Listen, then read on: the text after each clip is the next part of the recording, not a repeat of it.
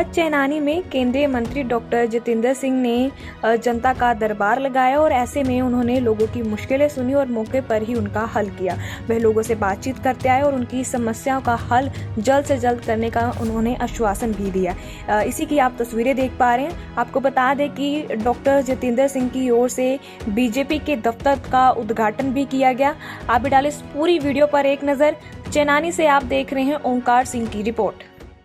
जानते हैं कि हमारे जम्मू कश्मीर में असेंबली चुनाव जो कि बहुत ही जल्द आने वाले हैं और आज हमारा सौभाग्य है कि हमने भारतीय जनता पार्टी का चेनानी विधानसभा का जो इलेक्शन ऑफिस है, जिसका उद्घाटन शुभारंभ हमारे डॉक्टर जितेंद्र सिंह जी हमारे केंद्रीय मंत्री हैं और यहाँ के सांसद हैं उधमपुर पार्लियामेंट्री कंस्टिट्यूंसी के, उनके कर कमलों द्वारा आज किया गया है। तो हम सौभाग्यशाली है कि राकेश अपना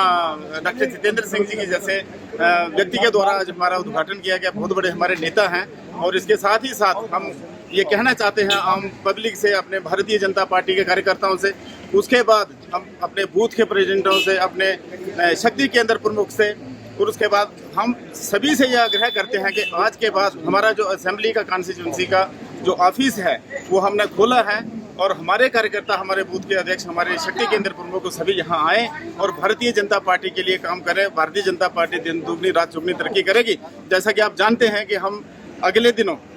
आने वाले इलेक्शन में भारतीय जनता पार्टी के यहाँ से जीत होगी। उसके लिए हमारा एक एक कार्यकर्ता, हमारा एक एक बंदा, हमारा एक एक मंडल का प्रधान, हमारा एक एक बूथ का व्यक्ति और पन्ना प्रमुख हमारा जो है वो भारतीय जनता पार्टी के लिए बढ़ चढ़ के काम करेगा। और वो देर नहीं है कि हम भारतीय जनता पार्टी की सरकार जम्मू कश्मीर में बनाएंगे और भारतीय जनता पार्टी का मुख्यमंत्री, चीफ मिनिस्टर और जम्मू कश्मीर के अंदर होगा। मतदाता का धन्यवाद भी करना और साथ ही साथ ये नया क्रम अक्सर हुआ करता ये था कि लोग बाग अपनी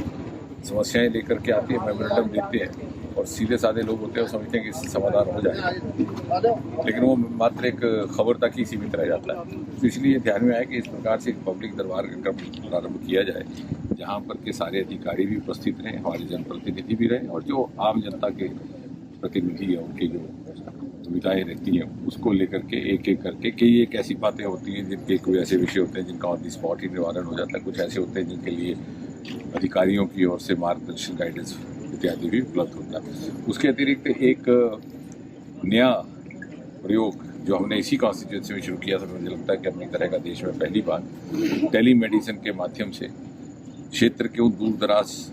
देहातों तक पहुँचना जहाँ शायद लोगों ने कभी किसी डॉक्टर की शक्ल तक नहीं देखी। तो आधुनिक किस्म का ये प्रयोग, इसका नाम है डॉक्टर ऑन व्हील्स। इसमें एक आर्टिफिशियल इंटेलिजेंस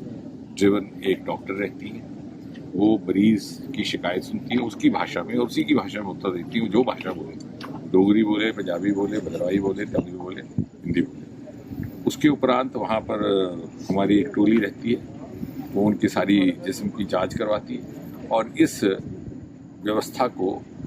टैग कर दिया गया है, इसको कनेक्ट कर दिया गया है देश के 3-4 प्रमुख अस्पतालों के साथ, हैदराबाद, मंगलुरु, अहमदाबाद इत्यादि में। तो बीमारी के अनुसार कंसर्न सुपर स्पेशलिस्ट के साथ मरीज का राब्ता बनाया जाता है और 40, 45 या 50 मिनट के भीतर उसे नुस्खा उपलब्ध हो जाता है। यदि इसी प्रकार की जांच और इसी प्रकार की प्रिस्क्रिप्शन या उसका इलाज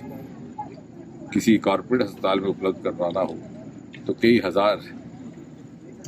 रुपए का ये सिलसिला रहता है और कई दिन लग जाते हैं अपॉइंटमेंट इत्यादि हासिल करने में। ये हमने एक फिलांथ्रोपी इनिशिएटिव के तहत अपने साधनों से की हुई व्यवस्था के तहत इस प्रकार का एक नया अरेंजमेंट किया है